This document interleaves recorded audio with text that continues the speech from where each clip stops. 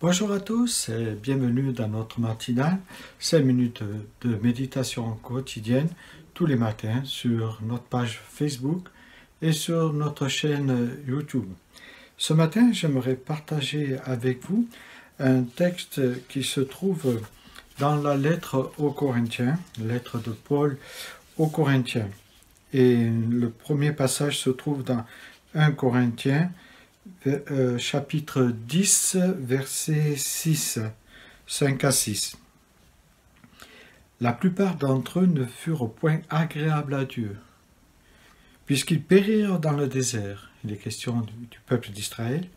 Or, ces choses sont arrivées pour nous servir d'exemple, afin que nous n'ayons pas de mauvais désirs comme ils en ont eu. Un peu plus loin, au verset 11 et 12, ces choses leur sont arrivées pour servir d'exemple, une autre répétition, et elles ont été écrites pour notre instruction, à nous qui sommes parvenus à la fin des siècles. Ainsi donc, que celui qui croit être debout prenne garde de ne pas tomber. Romains 15, verset 4, toujours dans le même thème. Or, tout ce qui a été écrit d'avance, cela a été pour notre instruction, afin que par la patience et par la consolation que donnent les Écritures, nous possédions l'espérance. Voilà un très beau passage de la lettre aux Corinthiens et de la lettre de Paul aux Romains, pour nous rappeler, tirer des leçons de l'histoire. Est-ce que nous tirons des leçons de l'histoire? Est-ce que nous tirons des leçons de cette histoire que nous avons vécue? Avant le confinement, on l'a vu les uns les autres, l'homme était dans une quête de toujours plus, gagner plus d'argent, faire de plus en plus la fête, boire de plus en plus, manger de plus en plus, posséder de plus en plus, avoir de la nourriture de plus en plus. Et ce qui était troublant, c'était, pour moi, ce qui m'a troublé, c'est ce gaspillage de nourriture qu'il y avait dans notre société, qu'il y a peut-être encore toujours, ce gaspillage qui concerne, on pourrait dire, toute la chaîne alimentaire de notre société, que ce soit le producteur, par exemple les pêcheurs qui pêchent avec ces bateaux-usines qui massacrent les fonds marins, ou qui pêchent trop de poissons et qui le jettent, les transformateurs, on pourrait dire aussi, par exemple, il y a des usines qui fabriquent des tiels, la tielle de 7, et qui jettent des tonnes de ces tiels parce qu'elles ont un petit coup, elles ont été mal faites.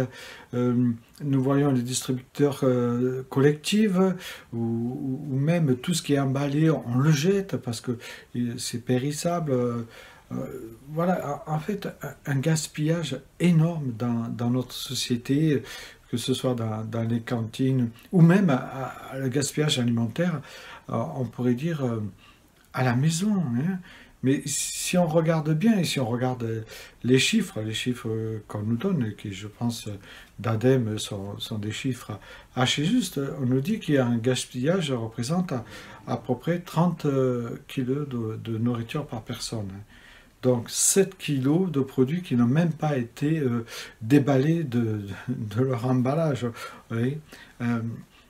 Apprenons à finir nos assiettes aussi, ça nous concerne nous. En France, 10 millions de tonnes d'aliments, c'est impensable, partent à la poubelle, quoi. Et tristesse de Dieu quand il doit voir cela. Alors je dirais qu'on était dans un gaspillage énorme. Et puis il y a eu ce coronavirus, il s'est empressé de détruire toutes nos illusions, en tout cas beaucoup d'illusions, la toute-puissance de l'homme, de la science, et a provoqué une dégringolade économique et sociale, et même morale, comme jamais le monde n'avait connu. Il nous a arrêtés dans notre quête, dans notre course effrénée de toujours plus et de ce gaspillage pour nous ramener à l'essentiel, et nous ramener à l'essentiel. Et on nous voyait dans la nourriture, les gens achetaient l'essentiel, hein, et les gens cuisinaient beaucoup plus dans le confinement. Et pour nous dire aussi que vanité de vanité, tout est vanité. Faites attention. Tout est grâce, tout ce que nous avons et nous recevons est grâce. Alors prenons-en soin.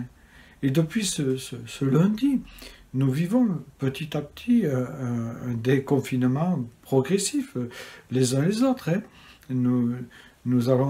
Est-ce que nous allons tirer des leçons de notre confinement ou allons-nous continuer de remplir nos vies de possessions, d'illusions, de je ne sais quoi?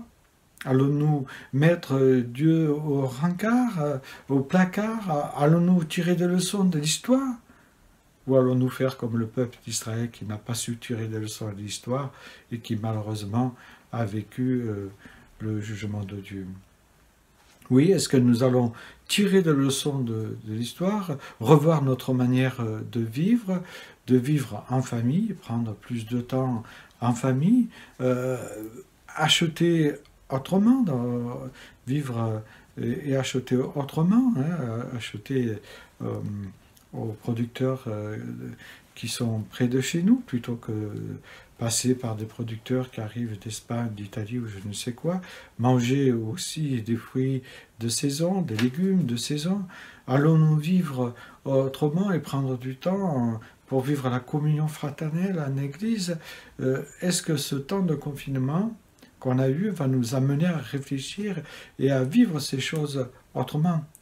Ou alors faudra-t-il un autre coronavirus pour nous ramener à une certaine raison et nous rappeler que tout est vanité. Sur cette terre, nous préparons notre éternité. Oui, pour bien commencer ta journée, moi je t'invite à dire au Seigneur, donne-moi Seigneur de tirer des leçons de ce confinement pour être davantage à ton écoute et pour pouvoir mieux te servir. Que le Seigneur vous bénisse et que vous donne une journée remplie de son amour. Amen.